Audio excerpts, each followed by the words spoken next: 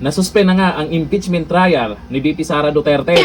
Yung mga buhaya nasa baha ngayon, di ba? At pinaalala ngayon ng kalikasan na dapat unahin itong trilyon na ninakaw sa maanumalyang flood control project kaysa impeachment na yan. O ito, panoorin po natin ang banat ni Atty. Topacio. Naku, maaasar na naman ang mga loyalista nga dito sa banat niya. Itong video. Anong gawin yung pag-divert,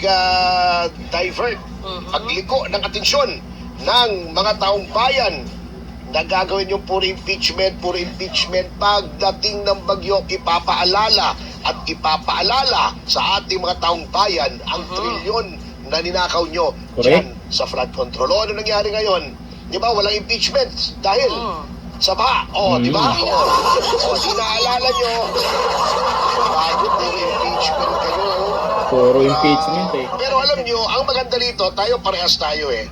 Natupad yung sinabi ng ating Pangulo noong isang SONA na hektaryang mga lupa ang nagkaroon ng patubig. Yes. At libo-libo pang hektarya magkakaroon ng patubig yan. Yes. Lahat ng mga lupa may patubig. Yun lang. Hindi ko na magawa yung maipon.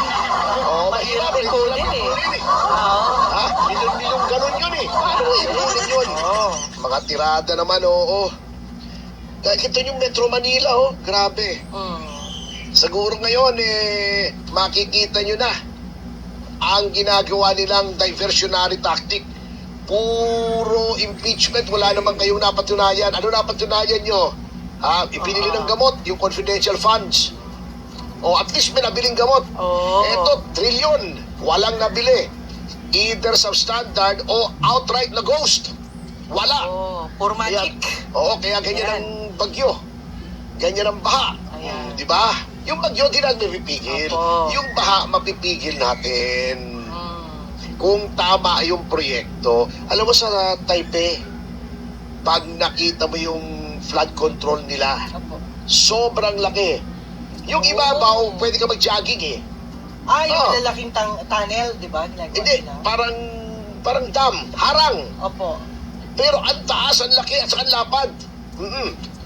Bakit Pilipinas lang hindi makasunod sa ganyan? Nagja-jogging nga sa umaga pagka walang bagyo. Opo. Yung loob, nadadaanan pa ng motorsiklo, yung mga tunnel. Yun. Pero, pagka nag-alert na, magkakaroon na ng bagyo, syempre, sasara na yon. Papaalisin na yung mga tao. Magiging flood control na yon. So, double purpose. Ba't hindi magawa? Sana Trillion magkaroon dito. tayo ng ganyan. At sa kabila nitong trilyon na naubos, eto yung Blue Ribbon Yun. Ayun na. nasa pamumuno ni Erwin Tulfo ay pinigil. Di ba? Pinigil yung investigasyon.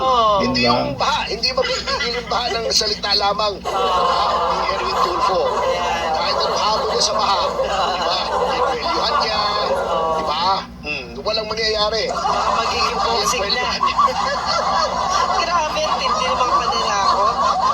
Eto bakit daw ititigil ang flood control investigation ng Senado? Alam nyo, kaya gigil na gigil sila noon na matanggal yan kay Marcoleta kasi papalapit na ng papalapit sa Malacanang yung trail Correct. ng anomalya yan sa flood control.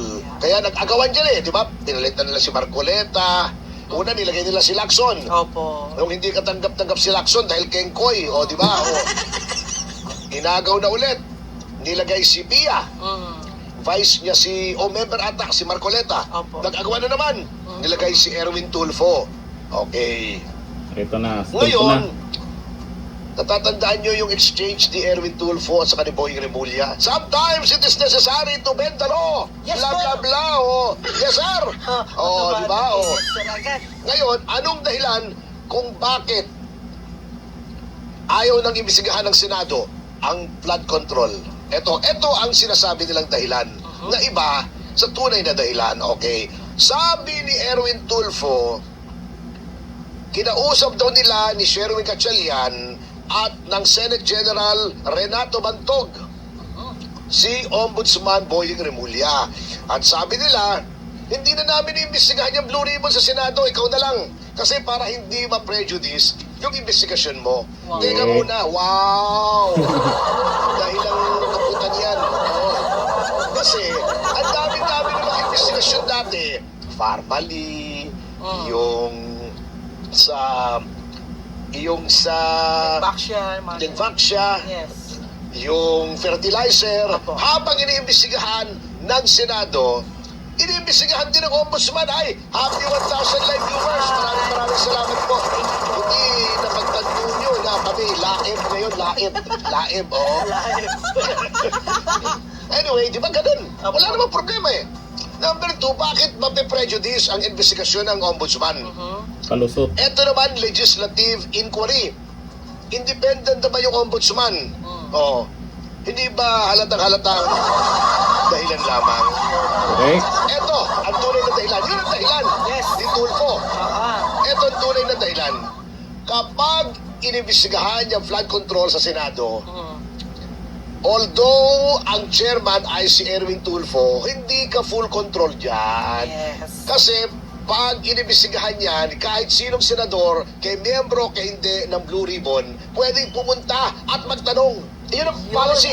Ganun. Hindi lang siya pwedeng bumoto Opo. kung merong question before the committee. Oh. Pero kahit hindi ka member, pwede kang pumunta, pwede ka magtanong. Ayun. Okay. Hindi Yan po ang makakontrol yan. patakaran. Ay, nandoon si Alan Peter, nandoon si Pia, nandoon si Amy, nandoon si Robin. O, nandoon yung mga oposisyon. Aha. O, di ba? Hindi mo mapipigil yan. Sa ombudsman, yun lang ombudsman na tuta ng Malacanang ang mag-iimbestiga. Kontrolado. Tuta daw ng Malacanang. Siyempre, kontrolado. Si Erwin Tulfo, isa din to sa nabanggit ng ex-Marines, di ba? Kaya hindi talaga nila hayaan na magkaroon ng investigasyon sila dyan sa Senado kasi sila yung mapapahiya. Kaya ito yung gagawin sa ombudsman daw. Itong si Erwin Tulfo kasi playing safe. Safe na siya. Kaya ayon dito sa nagkomento, sabi ni Lepi31, nababagyo na kami dito, puro na lang impeachment. Ayun yung gusto nilang unahin eh. Sabi ni Romeo Fabros, nakakaya na ang chairman ng Blue Ribbon Committee. Siya mismo tinuturo ng mga witness involved sa flood control. Hindi pa naman napatunayan, pero siya yung tinuturo. Naku po. Di ba? Nakakaya to. Wala na talaga tong mga Tulfo. Iba na yung galawan nila eh. Hindi na nakikinig sa mga tao. Kaya naging senador yung mga Tulfo na yan dahil akala po ng karamihan, idol ko rin dati yung mga yan dahil matapang, ipagtanggol ka kung kailangan. Pero nung naging senador, anyari na. Iba na yung galawan nila. Tapos nasama pa yung pangalan sa mga manumalyang flood control project. Hindi din siya kasama sa grupo ng mga buhaya. Hayaan yung kagustuhan ng taong bayan na imbestigahan dyan sa Senado. Bakit? May kinakatakutan ba? Tulfo. Kung nagtatanong lang ha. Hanggang dito na lang. Thank you. Bye-bye.